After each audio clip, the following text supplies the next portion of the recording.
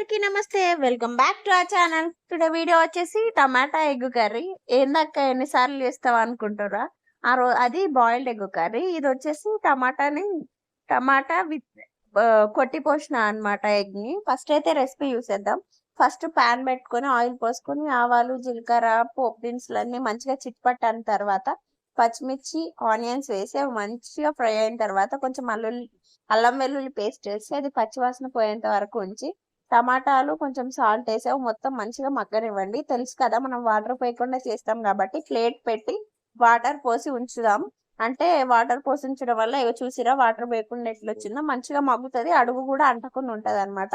So మొత్తం ఇట్లా mix చేసి చూస్తున్నా అంటే ఉడికిందా లేదా అని చెప్పేసి మూత తీసి మొత్తం కలుపుతున్నా అనమాట.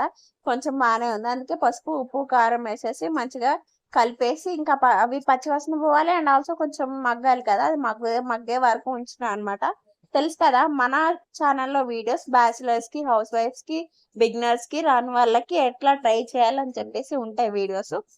అండ్ ఆల్సో తక్కువ ఇంగ్రీడియంట్స్ తో ఎలా చేసుకోవాలి అనేది కూడా మన ఛానల్లో నేను చేసి చూపిస్తాను. మీరైతే ఇంట్లో ఒకసారి ట్రై చేసి ఎలా వచ్చింది అని చెప్పేసి నాకైతే కామెంట్ చేసి చెప్పండి. అండ్ ఆల్సో నన్నైతే అందరూ సపోర్ట్ చేస్తారు అని ఆశిస్తున్నా. మంచిగా మగ్గింది.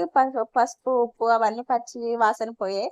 తర్వాత 3 ఎగ్స్ తీసుకొని ఇట్లా హోల్స్ చేసుకొని కొట్టి పోస్తున్నా అనమాట. 3 ఎగ్స్ అంటే మనం బిగినర్స్ కి రాదు కదా ఎగ్, అట్లా స్లోగా రిమూవ్ చేసుకొని పోయండి.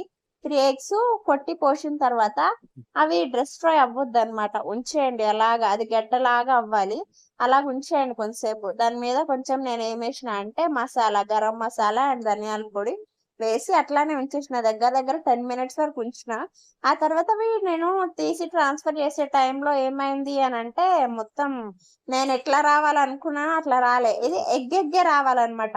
మనం హాఫ్ బాయిల్డ్ ఎట్లా తీస్తాము అట్లా రావాలన్నమాట. బట్ మొత్తం చెదిరిపోయి దుళ్ళు దుళ్ళు అయిపోయి మొత్తం కలిసిపోయి మిక్సింగ్ అయిపోయింది రా అయ్యా. నాకైతే ఏందిరా గిట్లయింది అనుకున్నా. బట్ ఏం చేస్తాం, ఇక వచ్చింది ఏదో అన్నట్టు ఇక అట్లనే మిక్స్ చేసి ఉంచిన. మొత్తం ఆ ఎగ్ అనేది నీచు వాసన మొత్తం పోయిన తర్వాత కొత్తిమీర ఇట్లా నేను ముందు కట్ చేసుకొని పెట్టుకోలేను, నైట్ అయిపోయింది అనమాట, చాలా లేట్ అవుతుంది. వీడియో కోసమే కాదు, మనం వీడియో చేసినామంటే కర్రీ ఇంట్లో కూడా తినాలి కదా, నైట్ టైం చేసిన. అందుకే కొత్తిమీర ఇట్లా కట్ చేసి గార్నిష్ చేసి వేస్తున్నా.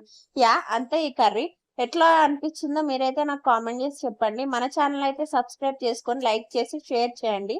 ఎప్పటికీ మీరు ఇవైతే ట్రై చేసి చూడండి. ఇట్లా ఎగ్ రావాలనుకున్నా మిస్ అయింది అంతే. వీడియో